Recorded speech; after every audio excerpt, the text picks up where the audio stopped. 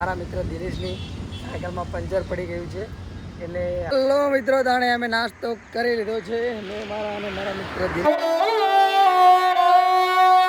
મિત્રો કેમ છો? મજામાં ને? હું છું મજામાં. તો બધાને હર હર મહાદેવ, જય શ્રી રામ, જય દ્વારકાધીશ.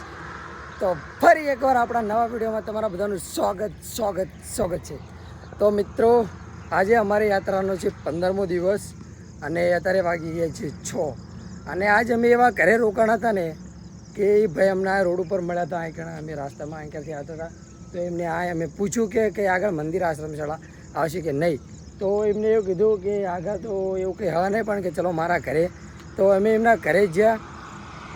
પછી અમને ખબર પડી કે સરેસર એમનું ઘર એક ગરીબ ફેમિલીનું હતું અને ખરેખર એમને અમને રાખ્યા ને આ મચક ભગવાન શ્રી રામ પ્રભુ ઊભા હતા ને એવું લાગ્યું.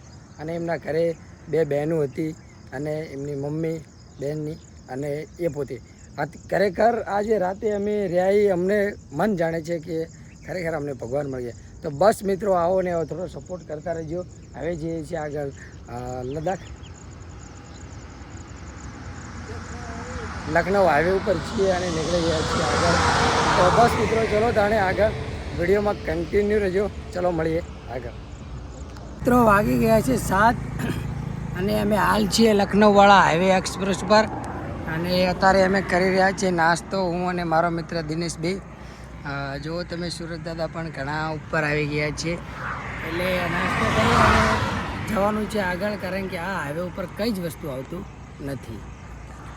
હેલો મિત્રો, તાણે અમે નાસ્તો કરી લીધો છે મેં મારા અને મારા મિત્ર દિનેશે અને હવે નીકળવાનું છે લખનઉવાળા હાઈવે ઉપર. આ હાઈવે એવો ખતરનાક છે કે આમાં ના કંઈ પાણી આવે કે ના કંઈ નાસ્તો આવે. બસ સાયકલ હાક કરવાની અને 40-50 મિનિટે આવું બસ સ્ટોલ આવે, ઉતરી જવાનું ઉતરવું હોય તો. પણ બીજું કંઈ જ ના આવે. અમે પણ કંટાળી ગયા છીએ, પણ કહે છે ને કે જ્યાં શ્રી રામ પ્રભુની દયા હોય તો બધું જ શક્ય છે, જે નથી તે. તો અત્યારે જવાનું છે અમારે આ હાઈવે ઉપર. તો ચલો તારે વિડીયો મારે જો કન્ટિન્યુ મળીએ આગળ. મિત્રો અત્યારે વાગી ગયા છે 1 અને સરસ મજાનું મસ્ત મજાનું નહીં લીધું છે આ વાડામાં મેં અને મારા મિત્ર દિનેશે.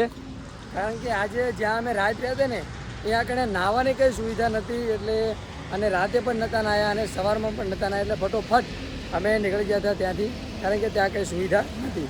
તો અત્યારે અહીંયા એક અવાડો જોયો છે, એક હોટલવાળા ભાઈનો છે, એટલે સરસ મસ્ત મજાનું નહીં લીધું છે. મસ્ત મજાના ફ્રેશ થઈ ગયા છીએ અને હવે ઘડીક અહીંયા લુગડા ફૂંકાય તાલગણ આરામ કરશું અને પછી અમે નીકળી જઈશું અમારી મંજિલ તરફ. વિડીયોમાં કન્ટિન્યુ.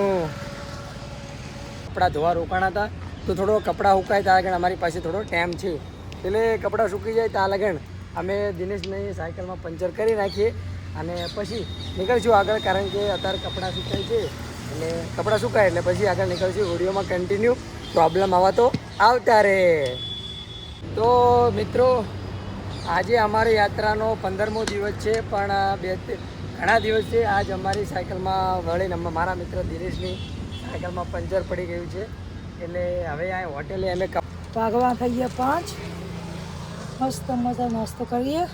પ્રવીણભાઈની હાલત બહુ જ ખરાબ થઈ ગયા છે, બહુ થાકી ગયા અને એનર્જી લઈને થોડું આગળ નીકળશું. શું કહેવું પ્રવીણભાઈ? તો હાકી વાત જો એના માટે ટ્રેન લઈ અને હવે હાલત લઈને પછી આગળ જઈશું થોડો કરીને નાસ્તો. તો વિડીયોમાં એન્ડ બને રહેજો કન્ટિન્યુ. દેખાય છે ને પાછળ સુખનો સુરત દરરોજ આથમી જાય છે, છતાંય દરરોજ જગ્યા નથી મળતી અને તમે પછી એમ કહો છો કે દરરોજ આવો ને આવો વિડીયો. તો મિત્રો અત્યારે વાગી ગયા છે 7 અને અમે આ જઈ રહ્યા છીએ કાનપુર બાજુ, કાનપુરવાળા હાઈવે ઉપર છીએ અને સુરત દાદા પણ જો આથમી રહ્યા છે અને હજુ આજે કંઈ રહેવાનું ઠેકાણું નથી. જે છીએ આગળ ખબર નહીં મળશે કે નહીં. બસ વિડીયોમાં કન્ટિન્યુ રહેજો એટલે ખબર પડશે જગ્યા મળે કે. તો મિત્રો હાલ સમયની વાત કરું ને તો 9 વાગી ગયા છે અને હજુ રવાનું કંઈ ઠેકાણું પડ્યું નથી.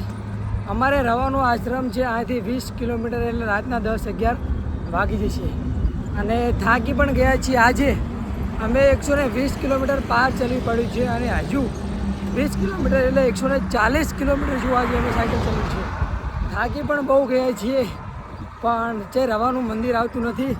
એટલે એક આશ્રમ છે, જે સાંઈબાબાનો આશ્રમ છે, ત્યાં રાત રહેવાનું છે.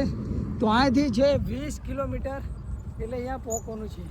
બસ મિત્રો થાકી ગયા છીએ હવે તો, જલ્દી આશ્રમ આવે તો સારું.